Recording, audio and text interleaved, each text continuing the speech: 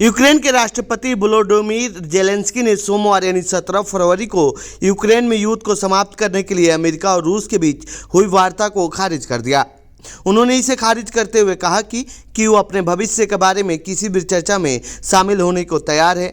उनकी यह टिप्पणी ऐसे समय में आई है जब अमेरिका विदेश मंत्री मार्को रूबियो और रूसी अधिकारियों के बीच उच्च दाव वार्ता से पहले सऊदी अरब पहुंचे हैं, जिसने यूक्रेन की चिंताओं को बढ़ा दिया है कि उसे शांति प्रक्रिया से बाहर रखा जा सकता है।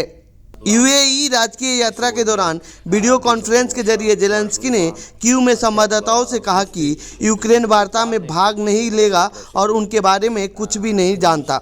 जेलेंस्की ने कहा कि बुधवार यानी 19 फरवरी को सऊदी अरब का दौरा करेंगे, लेकिन उनकी राजकीय यात्रा की योजना पहले से ही बना ली गई थी और इसका अमेरिका रूस वार्ता से कोई लेना देना नहीं है।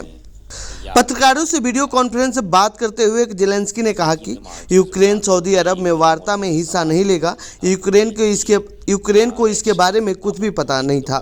यूक्रेन के बिना यूक्रेन पर किसी भी वार्ता को यूक्रेन ऐसे मानता है जिसका कोई नतीजा नहीं निकलता, और हम बिना हमारे बारे में किए गए किसी भी समझौते को मान्यता नहीं दे सकते और ऐसे समझौतों को मान्यता नहीं देंगे।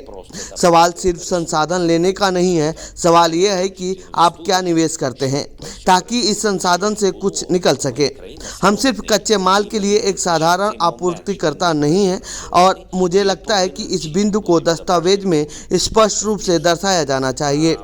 मैंने राष्ट्रपति ट्रंप से कहा कि हम एक समझौते पर हस्ताक्षर करना चाहते हैं, लेकिन जब हमने इसकी समीक्षा की तो हमने देखा कि कोई सुरक्षा गारंटी नहीं है। सुरक्षा गारंटी किसी न किसी तरह इस समझौते में होना चाहिए। वैसे हम ट्रंप के यूक्रेन दूत कीट केलॉग का इंतजार कर रहे हैं।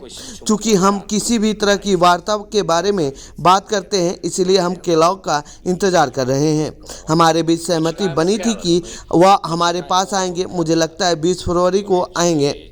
वह यूक्रेन 2 दिन या उससे भी ज़्यादा समय तक रहेंगे। मैं उनके साथ फ्रंट लाइन पर जाना चाहता हूं। मुझे लगता है कि वह ऐसा करने से इनकार नहीं करेंगे। हमारे लिए यह महत्वपूर्ण है कि हम चीन से बात करें और उसे शामिल करें ताकि युद्ध को समाप्त करने के लिए रूसी राष्ट्रपति व्लादिमीर पुतिन पर दबाव सुनिश्चित किया जा सके।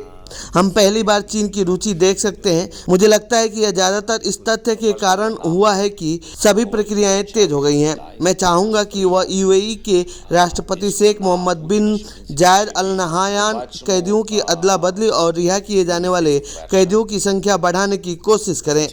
हमने इस बारे में बात की और उन्होंने कहा कि वह और उनकी टीम इस पर काम करेंगे।